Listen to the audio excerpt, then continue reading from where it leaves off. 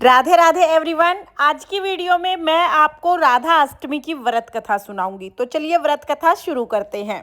भाद्रपद माह के शुक्ल पक्ष की अष्टमी तिथि का दिन था।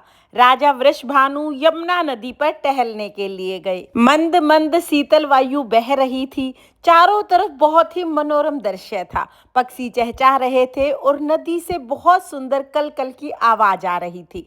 तभी राजा वृषभानु ने देखा कि यमुना नदी में एक बहुत ही सुंदर बड़ा सा कमल का फूल खिला हुआ है। राजा ने ऐसा फूल पहले कभी नहीं देखा था। राजा वृषभानु कमल के फूल के पास गए। राजा वृषभानु ने देखा कि कमल के बीच में एक बहुत सुंदर सुकोमल नवजात कन्या सोई हुई है। इस कन्या का रंग पिघले हुए सोने जैसा और नेत्र कमल जैसे हैं। इतनी सुकोमल सुंदर नवजात कन्या को कोई यहाँ कैसे छोड़ के जा सकता है? ये सोचते हुए राजा वृषभानु ने कन्या को अपनी गोद में ले लिया। कन्या को गोद में लेते ही राजा वृषभानु के हृदय में वात्सल्य उमड़ने लगा। लेकिन राजा ने सोचा कि कौन है जो इसको यहाँ छोड़ के चला गया। यही देखते हुए राजा इधर उधर खोज करने लगे कि कौन इसको छोड़ के गया है। तभी वहां पर ब्रह्मा जी प्रकट हुए और ब्रह्मा जी ने कहा कि हे वत्स, ये कन्या तुम्हारी पुत्री है। तुमने और तुम्हारी पत्नी देवी कीर्ति ने वर्षों तक तपस्या की है कि भगवान श्री हरि की अर्धांगिनी तुम्हारे घर जन्म ले। तो ये भगवान श्री हरि की अर्धांगिनी है। तुम इनका लालन पालन बहुत ही वात्सल्य और प्रेम के साथ करो। इसे अपने घर लेके जाओ। ये कह के ब्रह्मा जी अंतर्ध्यान हो गए और राजा वृषभानु सुंदर सुकोमल नवजात कन्या को अपने घर ले आए। जैसे ही रानी कीर्ति ने कन्या को अपनी गोद में लिया तो वात्सल्य प्रेम में डूब गई। देवी कीर्ति को कोई संतान नहीं थी, जिसका उन्हें बहुत ज्यादा दुख था।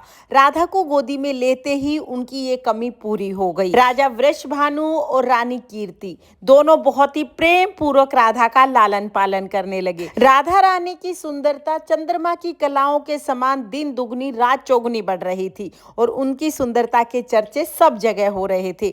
लेकिन ये सुख ज्यादा दिन तक नहीं ठहरा। कुछ दिनों के बाद ही राजा वृषभानु और रानी कीर्ति ने ये महसूस किया कि राधा आंखें नहीं खोलती है और ना ही रोती है। उन्हें लगा कि राधा को सुनाई भी नहीं देता है। वो बहुत ज्यादा दुखी हो गए। दिन रात बस इसी चिंता में रहते। तभी वहां पर नारद ऋषि प्रकट हुए। जब राजा वृषभानु ने नारद जी को अपनी सारी समस्या बताई तो नारद जी ने कहा कि तुम अपनी बेटी का जन्मोत्सव मनाओ और इस जन्मोत्सव में अपने सखा नंद को परिवार सहित आमंत्रित करो। तुम्हारी सारी समस्याओं का समाधान हो जाएगा। नारद जी अंतर्ध्यान हो गए और वृषभानु ने अपनी पुत्री के जन्मोत्सव की तैयारी शुरू कर दी। पूरे बरसाने को दुल्हन की तरह सजाया गया। बहुत सारे पकवान बनाए गए। राजा वृषभानु और देवी कीर्ति स्वयं जाकर नंद बाबा के यहाँ निमंत्रण देके आए और उत्सव के दिन नंद बाबा मैया यशोदा और छोटे से कान्हा को लेकर बरसाना आ गए। बरसाना जैसे ही महल में पहुंचे नंद बाबा और यशोदा मैया राजा वृषभानु और रानी कीर्ति से बातें करने लगे, सबसे मिलने जुलने लगे और इतनी देर में ही छोटा सा कान्हा सबसे आंखें चुराकर अपने छोटे छोटे पैरों से धीरे धीरे राधा रानी के पलने की तरफ चल दिए। वो पालने के पास पहुंचे और पालने में राधा रानी को देखने लगे। जैसे ही कृष्ण जी राधा रानी के पास पहुंचे तो राधा रानी को उनकी खुशबू से ही पता लग गया कि मेरे स्वामी आ गए हैं। राधा रानी ने तभी अपने नेत्र खोले और सबसे पहले भगवान श्री कृष्ण जी के अपने स्वामी के दर्शन किए और कुछ देर बाद ही राधा रानी ने रोना शुरू कर दिया। राधा रानी की किलकारियों से पूरा महल गूंज उठा। पूरे महल में खुशी की लहर छा गई। अगर भगवान श्री कृष्ण प्राण हैं तो राधा रानी आत्मा है। इन दोनों को कभी अलग नहीं किया जा सकता। जहाँ राधा रानी है वहाँ भगवान श्री कृष्ण है और जहाँ श्री कृष्ण है वहाँ राधा रानी है। इनका पूजन अकेले हो ही नहीं सकता। तो जब भी भगवान श्री कृष्ण जी का पूजन किया जाता है, राधा रानी का पूजन साथ में किया जाता है और दोनों का नाम भी साथ ही लिया जाता है। तो ये थी राधा अष्टमी की व्रत कथा। इसके बाद हम एक गणेश जी की कथा भी जरूर सुनेंगे। तो चलिए अब मैं आपको गणेश जी की कथा सुना देती हूँ। एक गांव गांव में गणेश जी का मेला लगा था। सब लोग मेले में जा रहे थे। एक छोटी सी लड़की ने जिद कर ली कि माँ मैं भी मेले में जाऊंगी। उसकी माँ ने कहा नहीं बेटा, वहां बहुत भीड़ होगी, तुम कहीं गिर पड़ जाओगी, चोट लग जाएगी। लेकिन लड़की नहीं मानी, बालहट पे अड़ गई कि नहीं माँ मैं तो मेले में जाऊंगी। अब उसकी माँ ने 2 लड्डू और 1 घंटी पानी दिया और कहा चलो ठीक है मेले में चले जाना, 1 लड्डू गणेश जी को और पानी दे देना, बचा हुआ लड्डू और पानी तुम ले लेना। बोली ठीक है। 2 लड्डू और 1 घंटी पानी लेके छोटी सी लड़की मेले में चली गई। जाके गणेश जी के पास बैठ गई और बैठ के बोली हे गणेश जी महाराज, 1 लड्डू और पानी तुम्हें, बचा हुआ लड्डू और पानी मुझे। ये कहते कहते सुबह से शाम हो गई। मेला बिछड़ने लगा, सब लोग वापिस आने लगे, लेकिन वो छोटी सी लड़की वापिस नहीं आई। वो वहीं बैठी रही।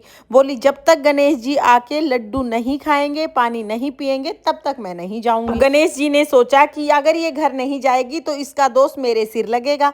गणेश जी छोटे से बालक के रूप में आए और बोले लो तुम्हारा लड्डू खाया, लो तुम्हारा पानी पिया, अब मांगो क्या मांगना है। छोटी सी लड़की सोचने लगी क्या मांगू, अन्न मांगू, धन मांगू, बैल मांगू, खेत मांगू, हवेली मांगू, धन मांगू, सुहाग मांगू, क्या मांगू। अब लड़की ये सोच ही रही थी। इतनी देर में छोटा सा बालक बोला तुमने जो जो सोचा है वो सब हो जाएगा, अब तुम अपने घर चली जाओ। छोटी सी लड़की अपने घर आ गई। उसकी माँ ने कहा बेटा तुम कहाँ रह गई थी, सब लोग आ गए, तुम नहीं आई। छोटी सी लड़की बोली माँ आपने ही तो कहा था गणेश जी को लड्डू खिला के पानी पिला के आना, मैं तो गणेश जी को लड्डू खिला के पानी पिला के आई हूँ। जैसे ही लड़की ने ये बात कही, जो जो लड़की ने सोचा था वो सब कुछ हो गया। फूटे घर की जगह महल बन गया, पूरा घर धन से भर गया। हे गणेश जी, जैसे आपने उन माँ बेटियों की इच्छा पूरी की वैसे सबकी इच्छा पूरी करना और सबके घर को अन्न धन से भर देना। ये थी गणेश जी की कथा। इस तरह से राधा अष्टमी की व्रत कथा पूर्ण होती है। आपको राधा अष्टमी की कथा कैसी लगी कमेंट करके जरूर बताना। और अगर ये वीडियो आपको पसंद आया हो, वीडियो आपके लिए थोड़ा बहुत भी यूजफुल हो, तो प्लीज प्लीज वीडियो को लाइक कर देना। और हम महिलाएं घर में तीज त्योहार कैसे करते हैं ये देखने के लिए मेरे चैनल को सब्सक्राइब कर लेना। फिर मिलते हैं किसी और वीडियो में, तब तक के लिए जय श्री कृष्णा, राधे राधे।